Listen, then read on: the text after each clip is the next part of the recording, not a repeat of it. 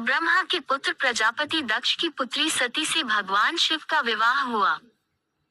कुछ समय बाद दक्ष को पूरे ब्रह्मांड का अधिपति बना दिया गया। इससे दक्ष में अभिमान आ गया। वह अपने आप को सर्वश्रेष्ठ समझने लगा। एक यज्ञ में भगवान शिव द्वारा खुद को प्रणाम न करने पर दक्ष ने उन्हें अनेक अपशब्द कहे।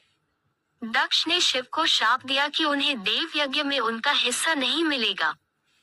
यह सुनकर नंदी ने भी दक्ष को शाप दिया कि जिस मुंह से वह शिव निंदा कर रहा है वह बकरे का हो जाएगा। कुछ समय बाद दक्ष ने एक भव्य यज्ञ का आयोजन किया।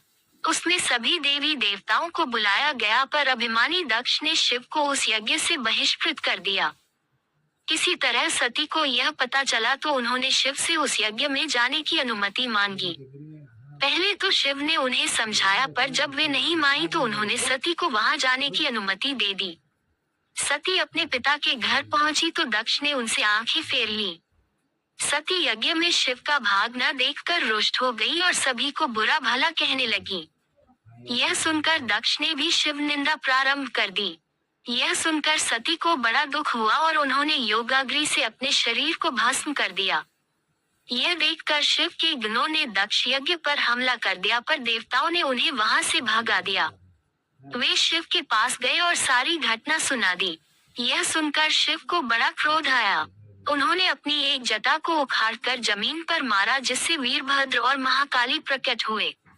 शिव ने उन दोनों को दक्ष का यज्ञ विध्वंस करने की आज्ञा दी। उन्होंने पल भर में ही दक्ष का यज्ञ विध्वंस कर डाला और वीरभद्र ने दक्ष का सिर काटकर उसे यज्ञ कुंड में फेंक दिया। यह देखकर देवताओं में हड़कंप मच गया और उन्होंने शिव स्तुति प्रारंभ कर दी। उनकी स्तुति उन्होंने सभी को जीवनदान दे दिया और दक्ष के शरीर पर बकरे का सिर लगाकर उसे भी जीवित कर दिया। बाद में शिव की अनुमति से दक्ष ने अपना यज्ञ पूरा किया। अपनी प्रिय पत्नी के शव को लेकर शिव पूरे ब्रह्मांड में घूमने लगे। उनके प्रताप से सारी सृष्टि जलने लगी। तब विष्णु ने अपने सुदर्शन चक्र से सती के शरीर के 51 टुकड़े कर दिए। ये टुकड़े जहाँ जहाँ गिरे वहाँ शक्तिपीठों की स्थापना हुई। तब सती का पूरा शरीर कटकर गिर गया तो भगवान बहुत दुखी हुए और कैलाश पर जाकर एकांत में समाधि ले ली।